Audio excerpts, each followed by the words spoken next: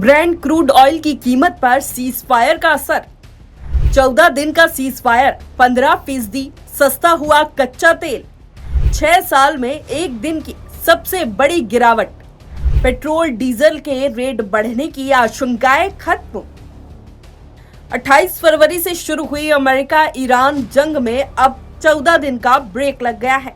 America ने 2 हफ्ते के सीज फायर का ऐलान किया, जिसका असर कच्चे तेल की कीमतों पर साफ नजर आ रहा है।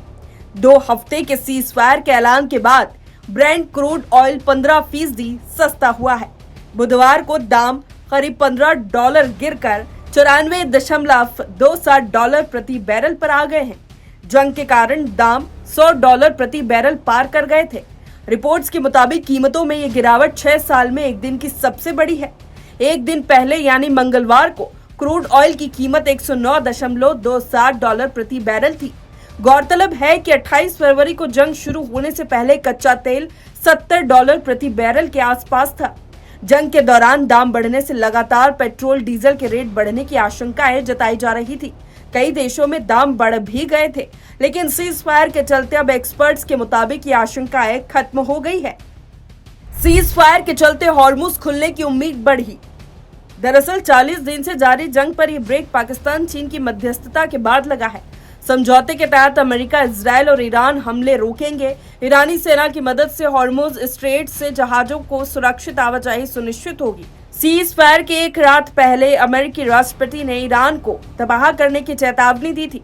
उन्होंने कहा था कि अगर हॉर्मुज स्ट्रेट से रास्ता नहीं मिला तो वे ईरान की पूरी सभ्यता खत्म कर देंगे।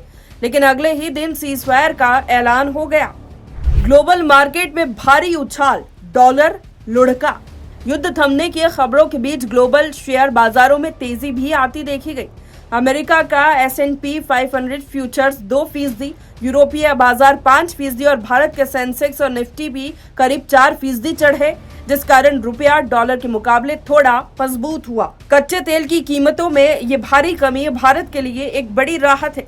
मसलन भारत अपनी ऊर्जा जरूरतों के लिए भारी मात्रा में तेल आयात करता है। पेट्रोल और डीजल के दाम कम होने की उम्मीद है, जिससे महंगाई में राहत मिल सकती है। हालांकि इस बात से भी इनकार नहीं किया जा सकता कि जंग फिर शुरू हुई तो दाम दोबारा बढ़ेंगे। एनालिस्ट का कहना है कि अभी जो राहत दिख रही है ज्यादा समय तक नहीं रह सकती।